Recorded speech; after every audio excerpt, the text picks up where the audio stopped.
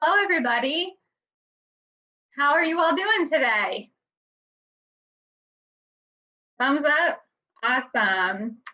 Well, as Jillian said, my name is Morgan Treaster, and I'm going to be your all's guest presenter today. And I am so glad that I can be here to talk with you all today about self-esteem and body image. And I also just wanted to thank you all for having your videos on today. That is so nice to see your actual faces. I've done a lot of presentations and teenagers have been turning off their videos. So thank you for having that video on. And I also see that you all are doing a great job at keeping yourselves muted. I do want this to be kind of interactive. So if at any point you want to unmute yourself to ask questions or just kind of make a comment on any of the material, that is totally fine. I welcome that. You can also use the chat feature if you have questions, and I will try to monitor that as we go as well.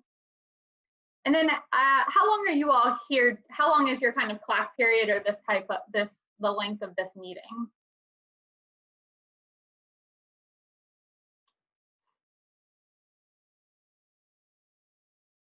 Do you guys typically end at like a certain time or anything? No? Until 2. Okay, perfect. That works for me. I just wanted to make sure that I didn't leave you here too long. I have been in those classes that seem like they never end.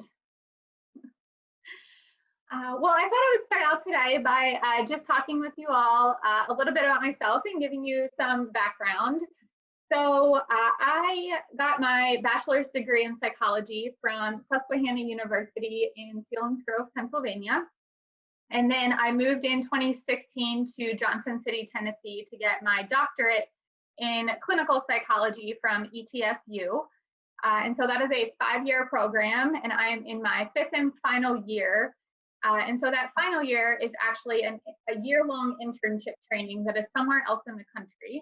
So I am actually talking to you all from Madison, Wisconsin right now. And I am doing my year-long internship training, and I have a special interest in working with children and adolescents who actually have a medical condition of some kind. So I work with a lot of patients who have cancer, diabetes, cardiovascular kind of health problems. And I really do a lot of therapy with them and their families to help with emotional and behavioral adjustment to having that medical condition. So I see a lot of kids and teens who have a lot of fears and worries surrounding medical procedures and being in the hospital. I do a lot of work with low self-esteem in cancer patients, primarily related to their physical appearance, just because of all the bodily changes that happen as they undergo chemotherapy and other treatment regimens. So I do have some experience in the topics of self-esteem and body image, which is what we're going to be talking about today. And I have a PowerPoint presentation that I will share with you and work through. But again, I'm hoping that this will be kind of interactive. And so I encourage you to unmute yourselves and ask questions as we go. So hopefully, I tried this when I joined and it worked. We will see if it continues to work. All right. Can you all see my screen right now? Give me a thumbs up. Perfect. All right. So what I'm really hoping that you guys will get out of today's experience is to have a better understanding of what is self-esteem, what is body image, and then we're going to talk specifically a little bit about eating disorders, just because it kind of falls into this general category as well. I also want you all to become more familiar with what are some of the contributing factors or causes that contribute to different levels of self-esteem and body image. We'll also reflect and talk a little bit about, and I hope you get a better understanding of what are your personal areas of struggle or concern, whether that's related to self-esteem or body image. And then we'll talk at the very end about what are some different things that you could do at home to really increase your self-esteem and view yourself from a more positive perspective. So first, to start out, what is self-esteem? So if you guys want to use the chat feature or unmute yourselves and talk, that's fine too. But when you hear the word self-esteem, how would you define that, or what words come to mind for you all?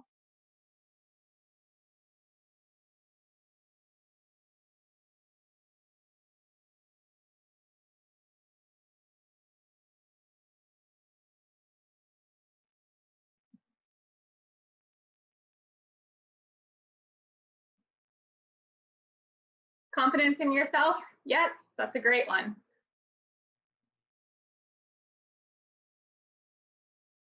Anything else that comes up for anybody?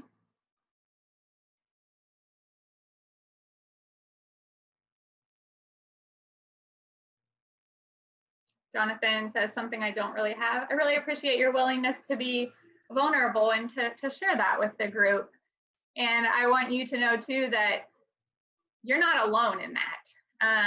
I think that is probably one of the most common things that comes up when I work with teenagers is having that low self-confidence. And we'll talk about why that's the case for a lot of teenagers.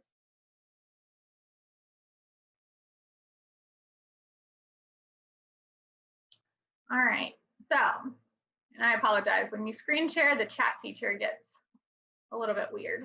So in terms of what is self-esteem, so I kind of typically classify people into one of two categories.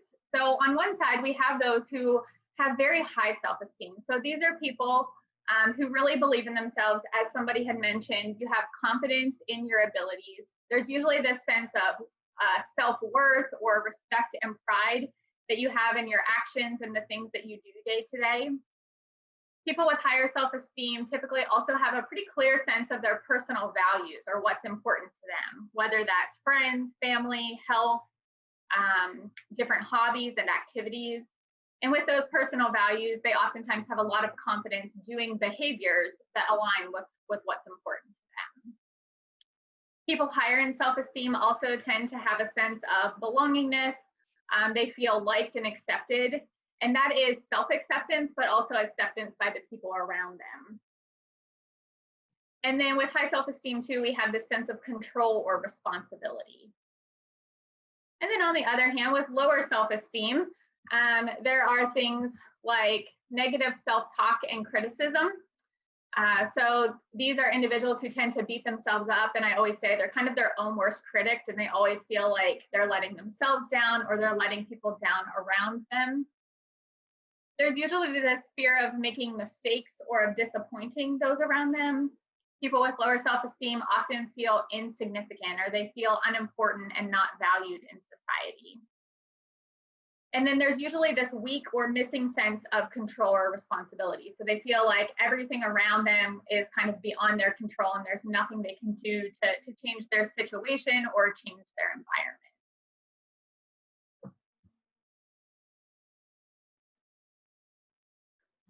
So the next question then is, what influences a person's level of self-esteem? So what do you think are some of the factors just as a teenager that contributes to whether a person has high or low self-esteem?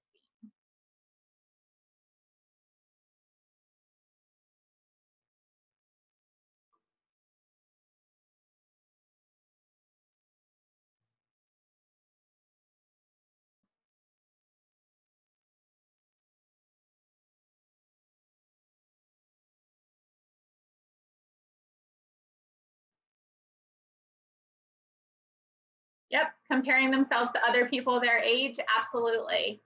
And that's a really common thing to do as a teenager is you're always comparing yourself to that other person that's your age or to people that are older than you.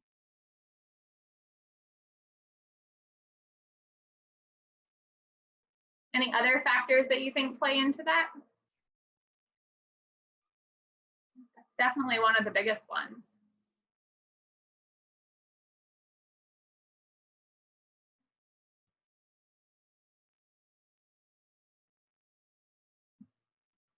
So you're absolutely right. And you'll see here that social comparisons piece. So when we think about, what are the different factors that contribute to ranking yourself as high or low with self-esteem? So those with higher self-esteem, they actually tend to hold kind of realistic expectations for themselves. So they set goals and standards for themselves that are actually achievable and attainable in some way. People with higher self-esteem also tend to have more appropriate and healthy social comparisons. And so they may do that comparison process with other people their age. But that comparison process almost allows, it's not necessarily detrimental to how they view themselves. So they compare themselves, and sometimes that can give them kind of motivation or desire to continue to work at that self-improvement. And then individuals with higher self-esteem too tend to have stronger relationships with friends and family members. On the other hand, those with lower self-esteem often have very unrealistic expectations for themselves. So they kind of set the bar really, really high for themselves and always kind of feel like they're falling short of their own goals and expectations that they have. They may also feel like the people around them are holding them to too high of expectations. Whether this is, teachers having too high of expectations for classwork and for extracurricular activities. It might be parents who have kind of, from the teenager's perspective, unrealistic expectations for housework and chores and responsibilities. And then we also have that unfavorable social comparison piece that I think Tanner had mentioned in the group chat, where teenagers will compare themselves to other people, and they do it basically as a way to pick themselves apart. Well, that person has prettier eyes than I do, or nicer hair, or a better body, and because of that, then I feel badly about myself. We see that stressful life events also contribute to low self-esteem. So things like divorce of parents, a major move, starting at a new school. Those are all kind of different life events that have been shown to impact self-esteem. We also have to think about things like mood disorders. So with both anxiety and depression, we see that low self-esteem can kind of be a symptom that gets lumped into both of those mental health disorders. And so if you have that clinical diagnosis, self-esteem tends to be a little bit more difficult for you to experience. And then we have, Jonathan says self-esteem too is feeling like you mess up at just about everything. Yeah, it's kind of like nothing that I do is ever good enough or ever right or ever perfect. Absolutely. And Jonathan, we'll talk a little bit about what are some ways that you can help to kind of build up your self-esteem when you find yourself falling into those patterns and habits. Bullying is something else that we know too contributes to low self-esteem. And I think this is a really common experience for kids and teenagers in the academic setting.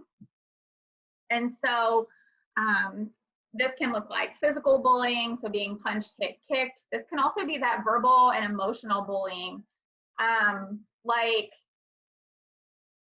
name calling, teasing, taunting, making some fun of somebody for if they mess up or if they make mistakes, teasing other people for their physical appearance. And then there's the loneliness piece. So individuals with lower self-esteem oftentimes have a pretty small network of friends. They may not have friends at all, and they really tend to spend a lot of times by themselves because it's hard for them to make and keep those friendships.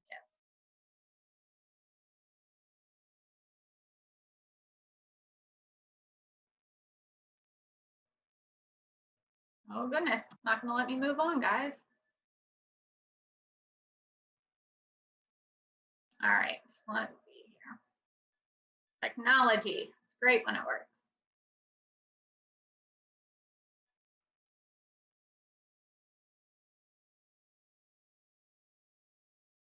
So I guess we can pause here while I get this pulled back up, and I'll ask if anybody has any thoughts or reflections on any of the information that has been shared so far.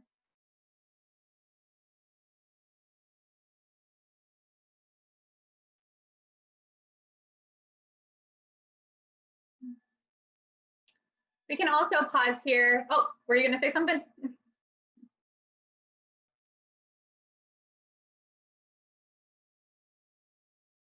No. We can also pause here. And did you all get the self-esteem survey that I had sent out prior to today, where it's kind of a bunch of questions that you sort of figure out what is your level of self-esteem?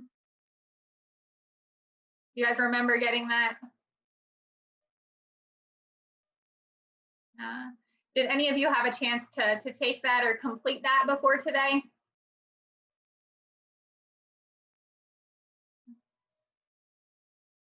Couldn't print it out. Yeah, that's totally okay. Did you guys have a chance to at least look at the questions, or if you maybe have it accessible to you, you could pull it up right now? I would just kind of be curious to have you all look over that, or if you were able to print it out and complete it. I would be curious to see kind of where you all would rate yourself on self-esteem, and if any of those questions really stood out to you as an area where you have pretty good self-esteem, or maybe not so much.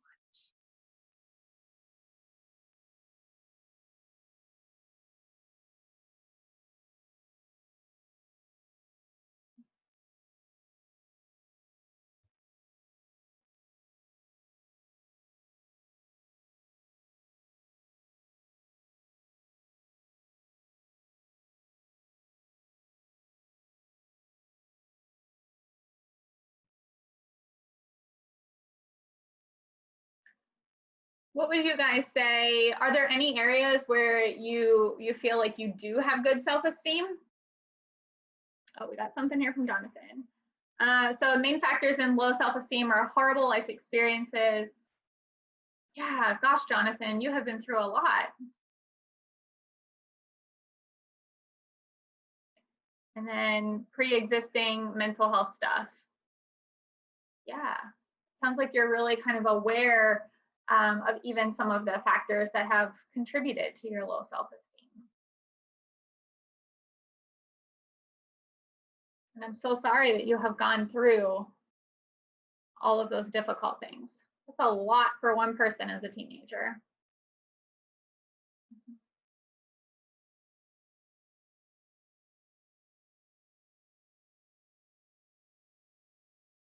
Yeah, I can imagine. Well, I certainly won't force anybody to share more than than they're comfortable with.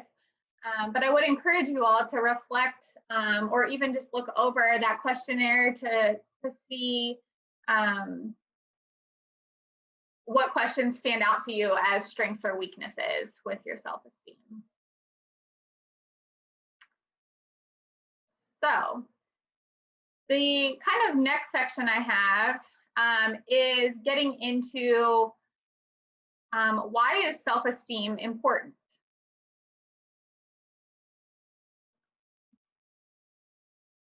So I'm going to leave it like this if that doesn't bother you guys too much, because it seems to work a little bit better. So self-esteem is important because there are just so many life areas that are impacted by self-esteem.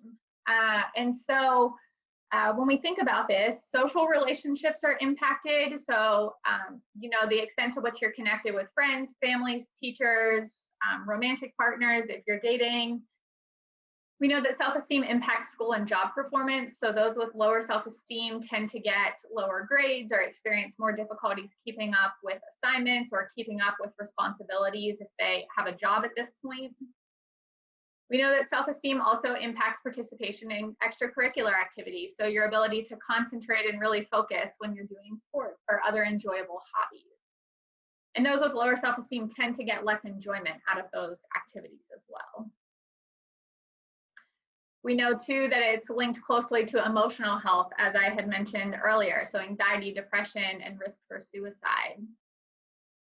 Those with lower self-esteem, we also know, are more likely to engage in a lot of risk-taking behaviors. So alcohol and drug use, risky sexual practices, and even criminal behaviors that can oftentimes get them involved in the legal system in some way. And then those with lower self-esteem tend to have just more unhealthy lifestyle habits in general. So they have either difficulties falling or staying asleep, or they may sleep all the time just to kind of escape the unpleasantness that they're experiencing day to day. With lower self-esteem, we tend to see that they're less likely to engage in regular exercise and oftentimes don't have well-balanced nutritional habits either.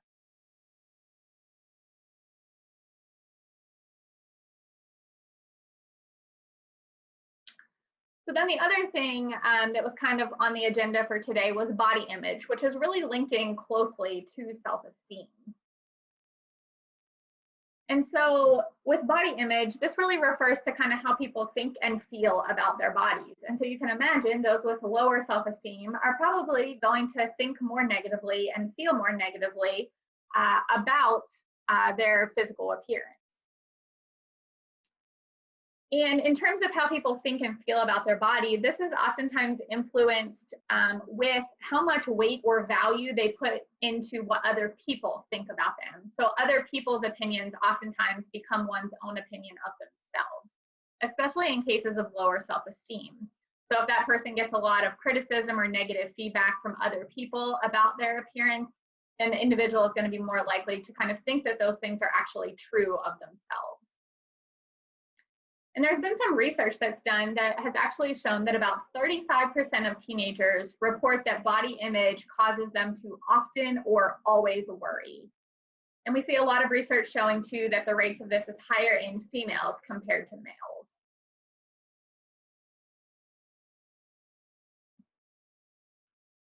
So what kinds of things do teenagers dislike about their body? And you can use the chat function here as well. Even you can think about yourself, you can think about your friends and the people around you, or what you've heard kind of other teens say about themselves and things that they don't like.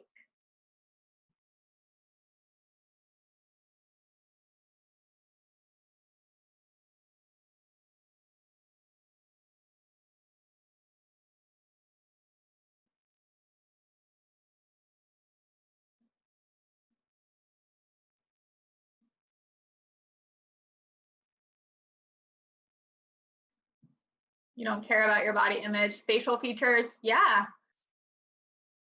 Facial features, that definitely comes up sometimes.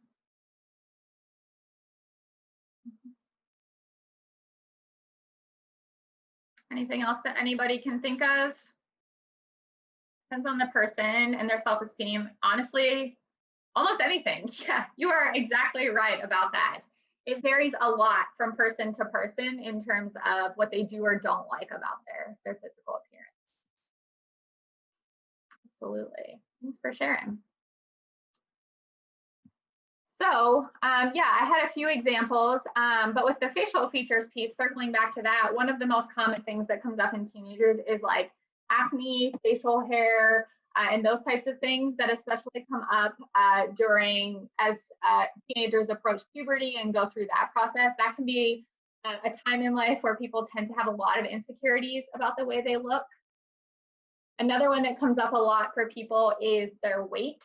And I think this too is more common in females, but we're seeing a lot of research of weight issues and weight insecurities coming up in males as well. So I think those are the two biggest common ones. We can also see, things like the size of different body parts. So my arms are too big, my legs are too small, my head is shaped weird. These are just some examples of ones that have come up in patients even that I have worked with. And even in my work too with, kids who have medical issues of some kind, especially when I'm working on the cancer floor, it's kids who have a lot of insecurities about losing their hair or experiencing changes with their bone strength and their bone density. So yeah, you guys did a great job with that.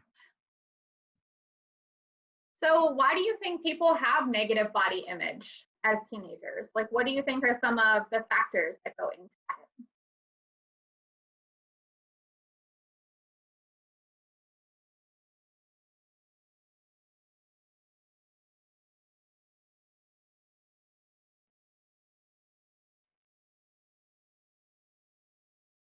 Jonathan, it looks like you're again hitting on that kind of puberty and the extent to which that shapes perceptions.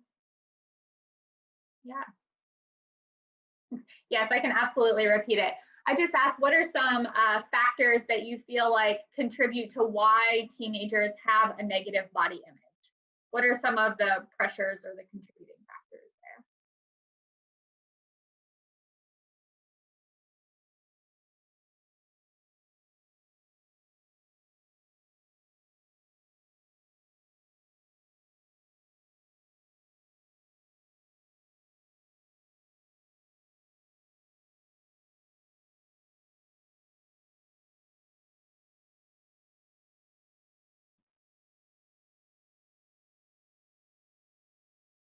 Yeah, girls like to compare themselves to models. That is absolutely true, and definitely one of the things that I had on my next slide. So you are exactly right about that.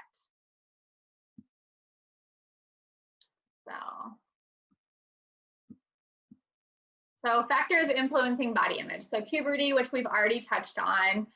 We also have to think about things like physical disabilities. So some teenagers who may only be able to get around in a wheelchair, for instance, oftentimes have a lot of insecurities about their physical presentation. Then we get on what you had mentioned in the chat about those kind of ideal body images that are portrayed in the media. Whether that's in television shows, we can also think about kind of models that you see in magazines, on billboards. They send really strong messages about what we should look like in society.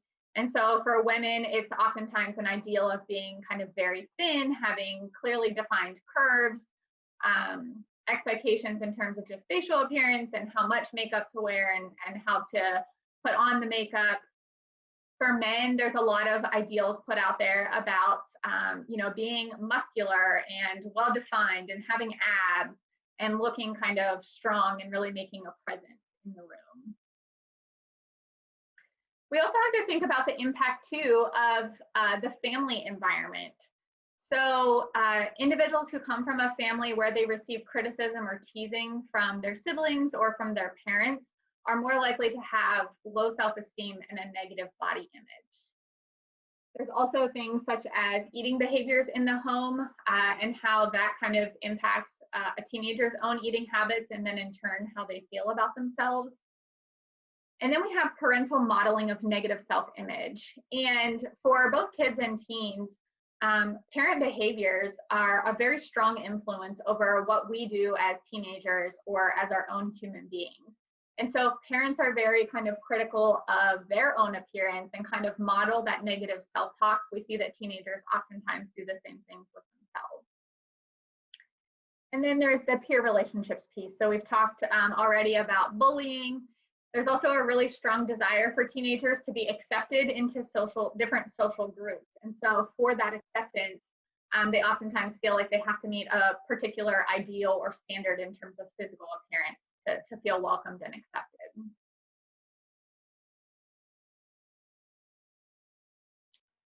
So I know I am throwing a lot of information at you, so I will again pause to see if anybody has any thoughts or reflections on stuff so far.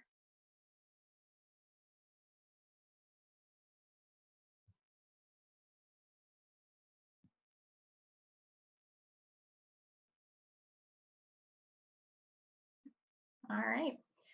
Well, then I also wanted to spend a little bit of time kind of narrowing down from this broader focus of body image to talking specifically about eating disorders.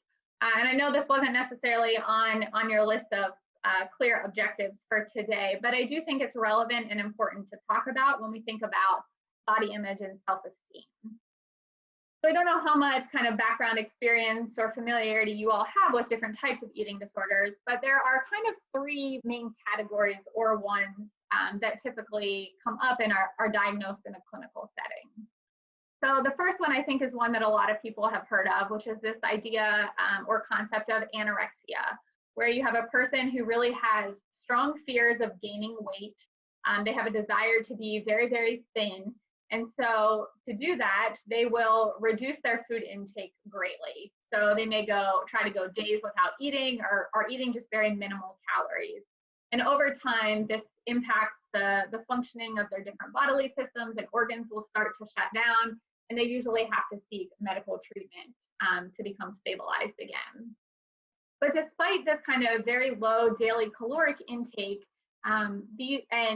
and having a very low BMI, when you actually look at what their body mass index is, individuals with anorexia will still look in the mirror and see a very overweight, heavy person.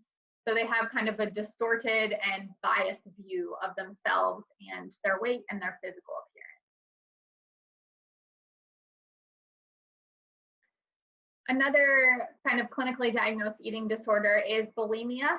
And so this is where a person will eat very, very large amounts of food in a short time. It's oftentimes called like a food binge.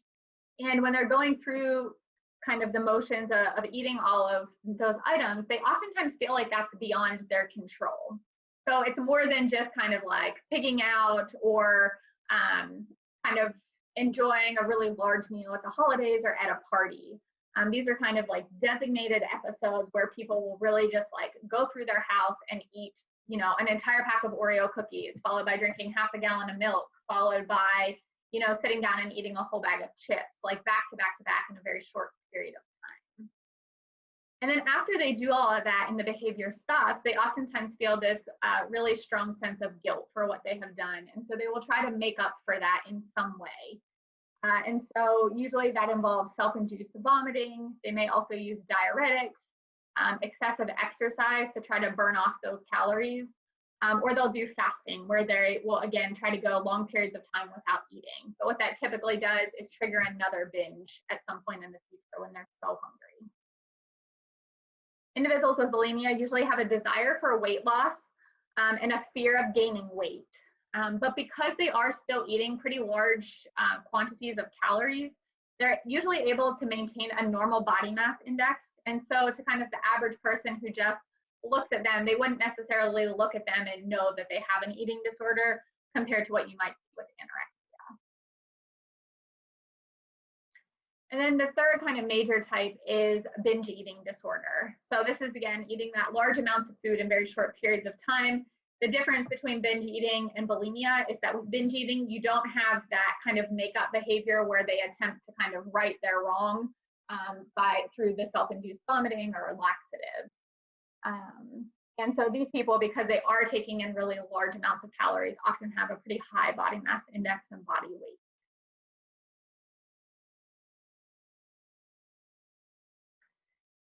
There's been a lot of research on the rates of eating disorders in teenagers. And so there was one study that came out that found about 2.7% of teenagers will be diagnosed with an eating disorder at some point in their lifetime. And these kind of disorder patterns of eating oftentimes develop during kind of the teenage years, but they may be just a little bit older until it's actually clinically diagnosed and recognized. We do see that the rates are higher in females compared to males. And there is more and more research coming out about rates of anorexia in males in particular. It was previously kind of thought to be and kind of stigmatized as this female-only disease.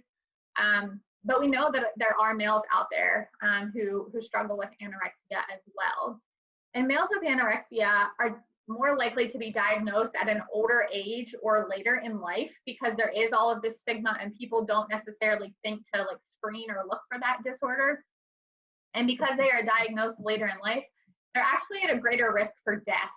And that's usually because their condition has progressed to the point that their body is like physically shutting down and not working anymore. Their organ systems aren't working correctly.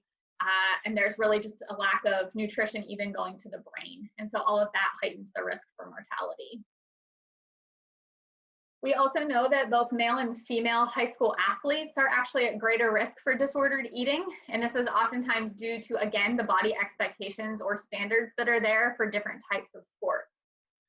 So for example, one thing that comes to mind for me is wrestling.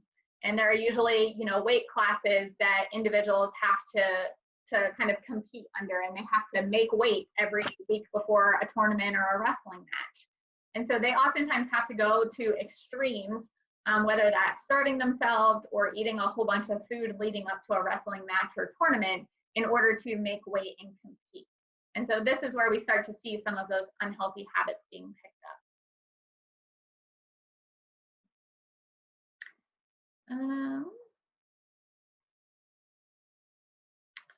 And then we know that the average age of diagnosis for an eating disorder is usually between the ages of 18 and 21, but that does vary depending on the type of eating disorder. So that kind of wraps up just all of the background information that I wanted to give you all on self-esteem, body image, eating disorders, and different factors that contribute to that. So I do have kind of one final just wrap up section on like what are some different strategies and ways that you can use to increase your self-esteem. But before I moved into that, I wanted to give a chance for any questions or comments on any of the information that has been presented so far.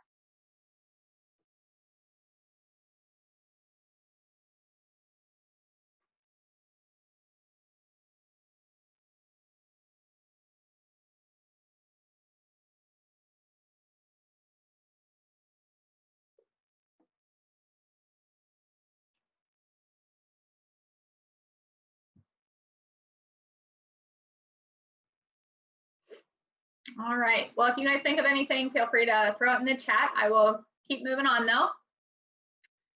So how can I increase my self-esteem? So if you've identified yourself as a person who does experience a little bit lower confidence in one or more areas, I wanted to share with you all some different kind of strategies and things even that I sometimes work on individually with patients during therapy sessions or when they're at the hospital for any reason.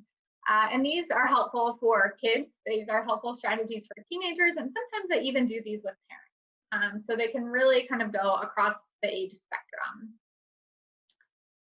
So the first one is this idea of verbal or written positive self-affirmations. So I don't know if you all have ever heard of the word self-affirmation, but it's really just this kind of directing kind words towards yourself. So instead of saying something like, I will never be good at soccer, you can say something like, I'm trying my best on the soccer field. And I think the use of these requires you to recognize and notice within yourself when you are engaging in that self-criticism or that negative self-talk. Because if you don't recognize that you're doing it, it's really hard to kind of prompt yourself to be like, oh, okay, I should try to reframe this or word it in a more positive way. I'll encourage people, if you feel like you do really struggle with self-esteem, to start and end each day by saying or writing 3 to 5 positive self-affirmations. So just, again, kind words directed towards yourself. Maybe it's kind words about a previous accomplishment that you had, or just kind of compliments to yourself, honestly. And then it can even be helpful to kind of remind yourself of those positive words by doing things like writing them on sticky notes and putting them around your house at places that you may often go to, such as the refrigerator door or the bathroom mirror or your bedroom door, maybe the front door, maybe it's in your backpack. And kind of another version of this would be that you could set up that, you know, your phone or your computer sends you kind of set an alarm where it will send you a positive self-affirmation. There's also, I think, lots of good apps that you can download or kind of apps that will like send you a daily text with like an encouraging quote or phrase. So that can be other kind of ideas or versions of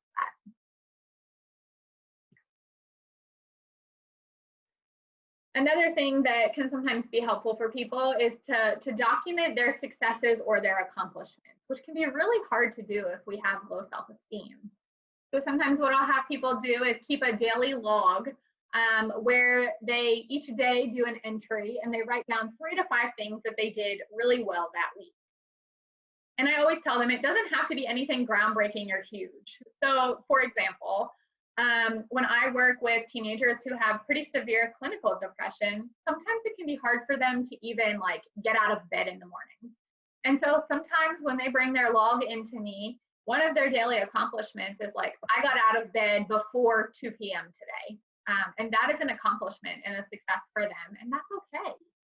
It doesn't have to be, you know, earning straight A's on all your assignments that day or kicking the game-winning goal in a soccer match. And then if you can even kind of read over that list of 3 to 5 things each day, or at the end of each week, to just remind yourself of the accomplishments that you made, that can also be helpful for kind of promoting more of that positive thinking. Another version of this even would be to keep a journal of your personal strengths and characteristics and qualities about you, and kind of adding 1 or 2 things to that every single day.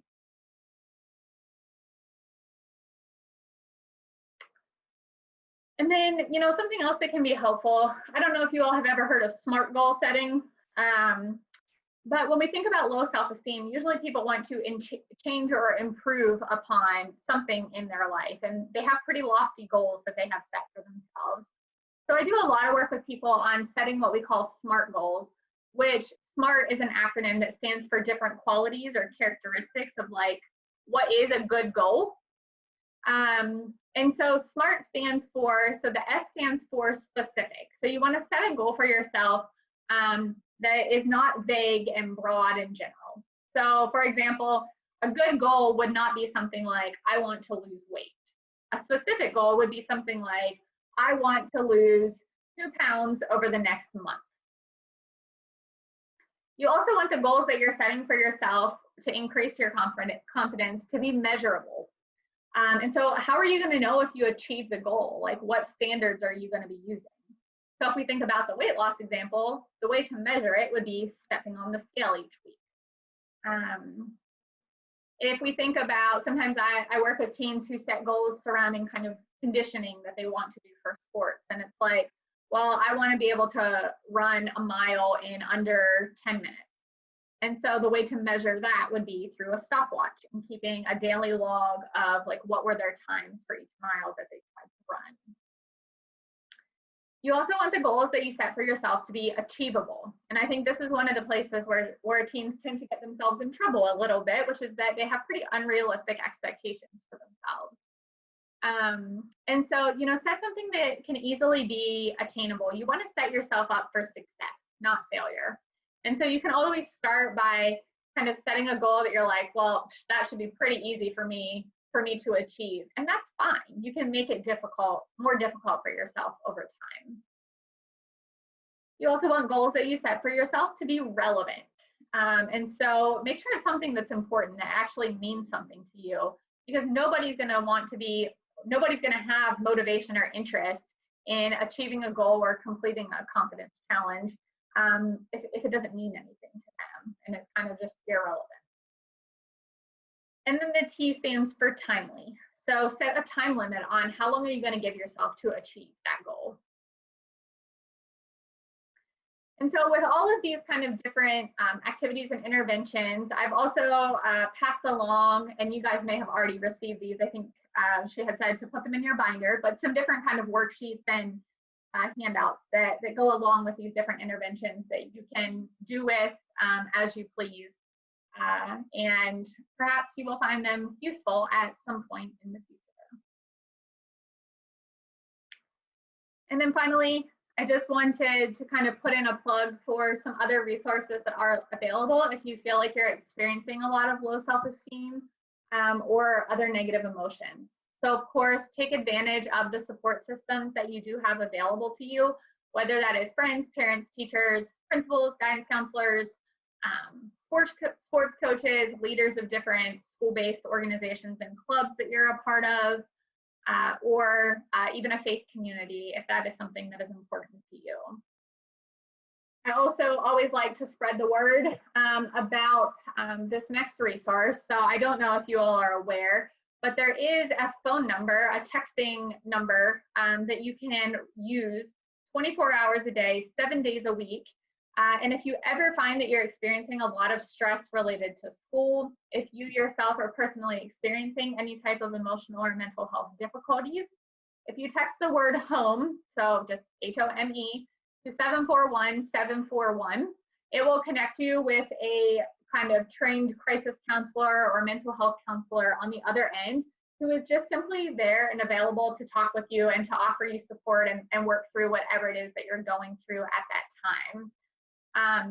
It is confidential and anonymous, but they will also make sure that they are keeping you safe.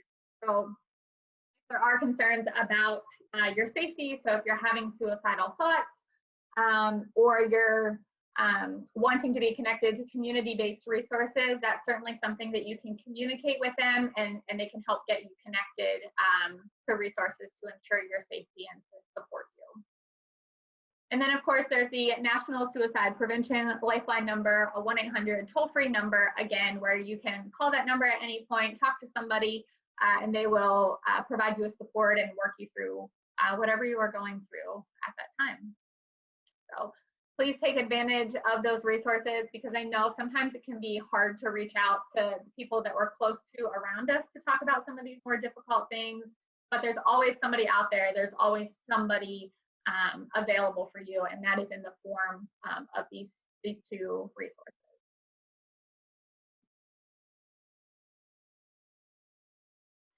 So that is what I had for you all today on self-esteem, body image, eating disorders, and ways of helping. And then some references that went into this presentation as well. So I think we have about 10 minutes or so left, but I wanted to open up the floor for any questions. You can unmute yourselves if you have questions or thoughts, reflections that you would like to share with everybody.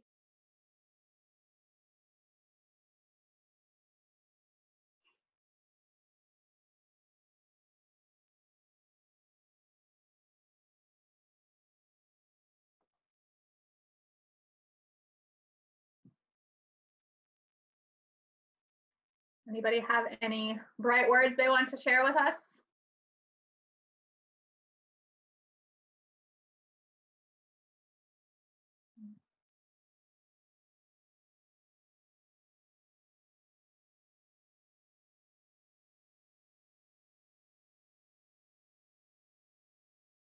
All right. Well, I appreciated your all's time today and being here and allowing me to share some of that information with you. I did not put it in the presentation, but I am always available to answer questions, or if you want more information on anything, I'm happy to chat with you through email, and I will put my email in the chat bar if you guys want to follow up on anything at any point in the future. All right. I am sure you all are just as tired as I am, sitting in front of a computer all day, joining Zoom meetings and chats and doing school online and all of that wonderful stuff. So I certainly will not hold you guys here until 2 o'clock. But I appreciate your attentiveness and your participation today. And I will watch my email over the next few days to see if there's anything that comes through. And you can always reach out to Jillian and to be in touch with me as well. All right. You guys are very welcome. I hope you guys have a good rest of the day. Thank you.